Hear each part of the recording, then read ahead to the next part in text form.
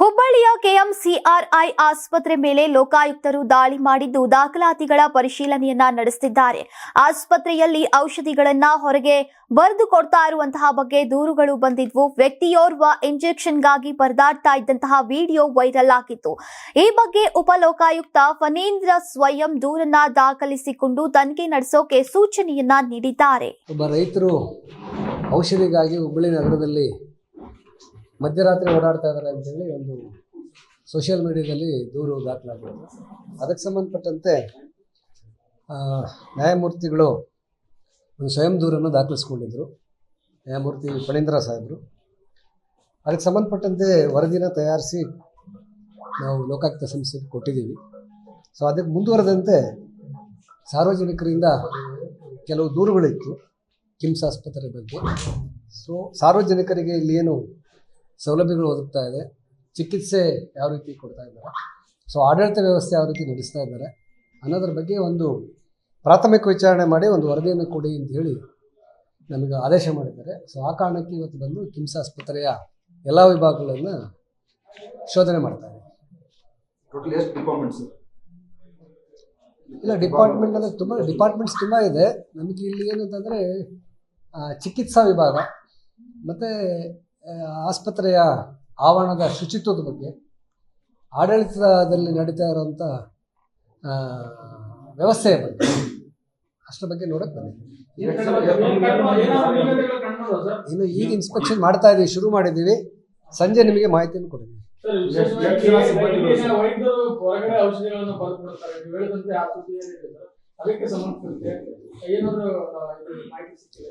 ಇಲ್ಲ, ನಿಮಗೆಲ್ಲ ಗೊತ್ತಿದೆ, ಇತ್ತೀಚೆಗೆ ಯಾರು ಕೂಡ ಸರ್ಕಾರಿ ವೈದ್ಯರು ಚೀಟಿ ಬರ್ಕೊಡ್ತಾ ಇಲ್ಲ ಹೊರಗಡೆಗೆ. ಪರ್ಯಾಯ ಚಿಕಿತ್ಸೆ ಏನು ಔಷಧಿಗಳಿದೆ ಅದು ಕೊಟ್ಟು ಚಿಕಿತ್ಸೆ ನೀಡ್ತಾ ಇದ್ದಾರೆ, ಯಾರು ಬರ್ಕೊಡ್ತಾ ಇಲ್ಲ. ಅದು ಅವರೇ, ನಾವು ಅದರ ವರದಿಯನ್ನು ಕೂಡ ನೋಡಿದ್ದೀನಿ, ಅವರ ಹೇಳಿಕೆ ಕೂಡ ತಗೊಂಡಿದ್ದೀನಿ, ನೋಡಿದ್ದೀನಿ. ಅದ್ರ ಪ್ರಕಾರ ಅವರು ನರಗುಂದದಲ್ಲಿ ಯಾರೋ ಡಾಕ್ಟರ್ ಹೇಳಿದ್ರು ಅಂತ ಹೇಳಿ ಅವರಿಲ್ಲಿ ಹುಬ್ಳಿಲಿ ಬಂದು ಹುಡುಕ್ತಾ ಇದ್ದಾರೆ, ಅಷ್ಟೇ, ಬೇರೆ ಏನಿಲ್ಲ. ಉಪಲೋಕಾಯುಕ್ತರ ಸೂಚನೆ ಹಿನ್ನೆಲೆಯಲ್ಲಿ ಧಾರವಾಡ ಲೋಕಾಯುಕ್ತ ಎಸ್ಪಿ ಸಿದ್ದಲಿಂಗಪ್ಪ ನೇತೃತ್ವದಲ್ಲಿ ದಾಳಿಯನ್ನ ನಡೆಸಲಾಗಿದೆ. ಅಧಿಕಾರಿಗಳು ಪ್ರತಿಯೊಂದು ವಿಭಾಗಗಳಲ್ಲೂ ಪರಿಶೀಲನೆಯನ್ನ ನಡೆಸ್ತಾ ಇದ್ದಾರೆ. 12 ತಂಡಗಳ 40 ಸಿಬ್ಬಂದಿ ಪರಿಶೀಲನೆಯಲ್ಲಿ ತೊಡಗಿದ್ದಾರೆ. ನಿಮಗೆ ಸಂಜೆ ಮಾಹಿತಿ ಕೊಡ್ತೀವಿ. ಒಟ್ಟು 12 ತಂಡಗಳು ಬಂದಿದೆ. ಸೊ ಸಿಬ್ಬಂದಿಗಳು ಹೆಚ್ಚು ಕಡಿಮೆ ಒಂದು 40 ಜನ ಸಿಬ್ಬಂದಿ ಇದ್ದಾರೆ. ಎಲ್ಲ ಪರೀಕ್ಷೆಗೆ ಒಳಪಡಿಸ್ತಾ ಇದ್ದೀವಿ. ಸಂಜೆಗೆ ನಮಗೆ ಮಾಹಿತಿ ಗೊತ್ತಾಗ್ತದೆ. ಹೌದೌದು, ಯಾರು ರೋಗಿಗಳಿದ್ದಾರೆ, ಒಳ ರೋಗಿ ಮತ್ತು ಹೊರ ರೋಗಿ ಇದ್ದಾರೆ, ಸೊ ಅವ್ರ ಕಡೆಯಿಂದ ಅವರ ಕುಂದುಕೊರತೆಗಳನ್ನು ತಿಳ್ಕೊಳ್ತಾ ಇದ್ದೀವಿ. ನಮ್ಮ ಲೋಕಾಯುಕ್ತ ಸಾಹೇಬರ ಆದೇಶದ ಮೇಲೆ. ಸ್ವಯಂ ದೂರು ಹೈಕೋರ್ಟ್ ಅಲ್ಲ, ನಮ್ಮ ಲೋಕಾಯುಕ್ತ ಉಪಲೋಕಾಯುಕ್ತರು ಅವರು ಸ್ವಯಂ ದೂರು ದಾಖಲಿಸಿಕೊಂಡು ವರದಿ ಕೊಡಿ ಅಂತ. ಇನ್ನು ಲೋಕಾಯುಕ್ತ ಎಸ್ಪಿ ಸಿದ್ದಲಿಂಗಪ್ಪ ಮಾಧ್ಯಮಗಳಿಗೆ ಪ್ರತಿಕ್ರಿಯಿಸಿದ್ದಾರೆ. ಅಕ್ಟೋಬರ್ ತಿಂಗಳಲ್ಲಿ ರೈತನೋರ್ವ ಔಷಧಿಗಾಗಿ ಪರದಾಡ್ತಾ ಇರುವಂತಹ ವಿಡಿಯೋ ವೈರಲ್ ಆಗಿತ್ತು. ಈ ಬಗ್ಗೆ ಉಪಲೋಕಾಯುಕ್ತ ನ್ಯಾಯಮೂರ್ತಿಗಳು ನಮಗೆ ಸೂಚನೆಯನ್ನ ನೀಡಿದ್ರು. ಸಾರ್ವಜನಿಕರಿಂದ ದೂರು ಸಹ ಕೊಡಲಾಗಿತ್ತು. ಚಿಕಿತ್ಸೆ ವಿಭಾಗ, ಶುಚಿತ್ವ, ಆಡಳಿತ ವ್ಯವಸ್ಥೆ ಬಗ್ಗೆ ದೂರು ಬಂದಿದ್ದು ಪರಿಶೀಲನೆಯನ್ನ ಮಾಡ್ತಿದ್ದೇವೆ ಅಂತ ಹೇಳಿದ್ರು. ಒಂದು ದಿನಕ್ಕೆ ಏನು ಮಾಡೋಕ್ಕಾಗಲ್ಲ, ಇದೆಲ್ಲ ಸಿದ್ಧತೆಗಳನ್ನು ಮಾಡಿಕೊಂಡು ಮಾಡುವಂಥ ಕೆಲಸ. ಏಕೆಂದರೆ ದೊಡ್ಡ ಸಂಸ್ಥೆ ಇದು. ಏಕಾಏಕಿ ನಾವು ಧಾರವಾಡದಲ್ಲಿರುವಂಥ ಅಧಿಕಾರಿ ಸಿಬ್ಬಂದಿ ಬಂದರೆ ಕೂಲಂಕುಷವಾಗಿ ಪರಿಶೀಲನೆ ಮಾಡೋಕ್ಕಾಗಲ್ಲ. ಅದಕ್ಕೆ ಬೇರೆ ಘಟಕಗಳಿಂದ ಕೂಡ ಅಧಿಕಾರಿ ಸಿಬ್ಬಂದಿನ ತೊಗೊಂಡಿದ್ದೀವಿ. ಗದಗ, ಬೆಳಗಾವಿಯಿಂದ ಕೂಡ ಬಂದಿದ್ದಾರೆ ಸಿಬ್ಬಂದಿಗಳು. ಬೆಳಗಾವಿ ಹೌದು. ಕೆಎಂಸಿಆರ್ಐ ನಿರ್ದೇಶಕ ಡಾಕ್ಟರ್ ಈಶ್ವರ್ ಹೊಸ್ಮನಿ ಮಾತನಾಡಿ, ಲೋಕಾಯುಕ್ತರ ಆದೇಶದ ಮೇರೆಗೆ ಲೋಕಾಯುಕ್ತ ಅಧಿಕಾರಿಗಳು ಕಿಮ್ಸ್ನ ಕೆಲ ವಿಭಾಗಗಳಲ್ಲಿ ಪರಿಶೀಲನೆಯನ್ನ ನಡೆಸಿದ್ದಾರೆ. ಅವರಿಗೆ ಬೇಕಾದಂತಹ ಮಾಹಿತಿ ನೀಡೋಕೆ ನಮ್ಮ ಆಸ್ಪತ್ರೆ ಹಾಗೂ ಸಿಬ್ಬಂದಿ ನಿಯೋಜನೆ ಮಾಡ್ತೇವೆ. ಅವರಿಗೆ ಬೇಕಾದ ಎಲ್ಲ ಸಹಾಯ ಸಹಕಾರವನ್ನ ನೀಡ್ತೇವೆ ಎಂದಿದ್ದಾರೆ.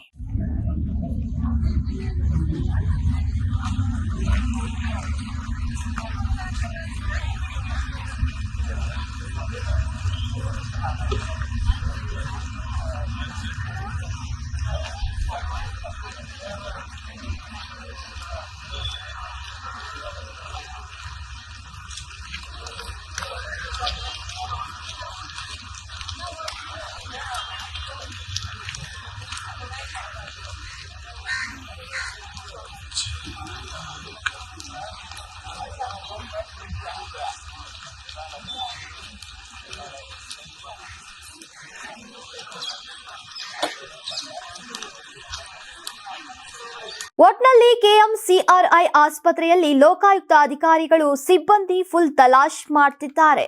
ಸಂಗಮೇಶ್, ಕರ್ನಾಟಕ ಟಿವಿ, ಹುಬ್ಬಳ್ಳಿ. ಸಂಕ್ರಾಂತಿ ಹಬ್ಬದ ಪ್ರಯುಕ್ತ ಆಡ್6 ಮತ್ತು ಕರ್ನಾಟಕ ಟಿವಿ ವತಿಯಿಂದ ರಾಜ್ಯ ಮಟ್ಟದ ಸಂಕ್ರಾಂತಿ ರಂಗೋಲಿ ಸ್ಪರ್ಧೆ. ಕಾರ್ಯಕ್ರಮದ presenting sponsor Saptagiri university. Associate sponsor Jeeni slim. Jeeni ಮನೆಯಲ್ಲಿದ್ರೆ ನೀವು ಸ್ಲಿಮ್ ಆಗೋದು guarantee. Co sponsor Nandana palace, legendary Andhra restaurant chain. KMF Nandini, ನಮ್ಮ ಹೆಮ್ಮೆ. KSDL ಮೈಸೂರು ಸ್ಯಾಂಡಲ್ 100% ಶುದ್ಧ ಶ್ರೀಗಂಧದ ಎಣ್ಣೆಯಿಂದ ತಯಾರಿಸಿದ ಏಕೈಕ ಸಾಬೂನು. ಶ್ರೀ ಸಾಯಿ ಗೋಲ್ಡ್ ಪ್ಯಾಲೇಸ್, ನಿಮ್ಮ ವಿಶೇಷ ಸಂದರ್ಭಗಳ ಸಂಗಾತಿ. ರಾಜ್ಯಾದ್ಯಂತ ಬೆಂಗಳೂರು ಸೇರಿ 35 ಕೇಂದ್ರಗಳಲ್ಲಿ ಸಂಕ್ರಾಂತಿ ರಂಗೋಲಿ ಸ್ಪರ್ಧೆ. ರಂಗೋಲಿ ಬಿಡಿ, ಆಕರ್ಷಕ ಬಹುಮಾನ ಗೆಲ್ಲಿ. ಜಿಲ್ಲಾವಾರು ವಿಜೇತರಿಗೆ ಬೆಂಗಳೂರಿನಲ್ಲಿ ಜನವರಿ 18ರಂದು ಗ್ರ್ಯಾಂಡ್ ಫಿನಾಲೆ. ಅರ್ಹತಾ ಸುತ್ತಿನ ಮೊದಲ ಬಹುಮಾನ 5,000 ರೂಪಾಯಿ. ದ್ವಿತೀಯ ಬಹುಮಾನ 3,000 ರೂಪಾಯಿ. ತೃತೀಯ ಬಹುಮಾನ 2,000 ರೂಪಾಯಿ. ಫಿನಾಲೆಯ ಮೊದಲ ಬಹುಮಾನ 30,000 ರೂಪಾಯಿ. ದ್ವಿತೀಯ ಬಹುಮಾನ 20,000 ರೂಪಾಯಿ. ತೃತೀಯ ಬಹುಮಾನ 10,000 ರೂಪಾಯಿ. ಹೆಚ್ಚಿನ ಮಾಹಿತಿಗಾಗಿ ನೋಡ್ತಾ ಇರಿ ಕರ್ನಾಟಕ ಟಿವಿ. ಯಾರಾಗ್ತಾರೆ ಎಂಎಲ್ಎ ಅಭ್ಯರ್ಥಿ 2028 ಶೀಘ್ರದಲ್ಲೇ. ಪ್ರತಿದಿನ ಒಂದೊಂದು ಕ್ಷೇತ್ರದ ಟಿಕೆಟ್ ಆಕಾಂಕ್ಷಿಗಳ ಸಂಪೂರ್ಣ ಮಾಹಿತಿ ಪೊಲಿಟಿಕಲ್ ಜರ್ನಲಿಸ್ಟ್ KM ಶಿವಕುಮಾರ್ ಅವರಿಂದ. ಕರ್ನಾಟಕದ ನಂಬರ್ 1 ಡಿಜಿಟಲ್ ಮೀಡಿಯಾ ನಿಮ್ಮ ನೆಚ್ಚಿನ ಕರ್ನಾಟಕ ಟಿವಿಯಲ್ಲಿ ಮಾತ್ರ.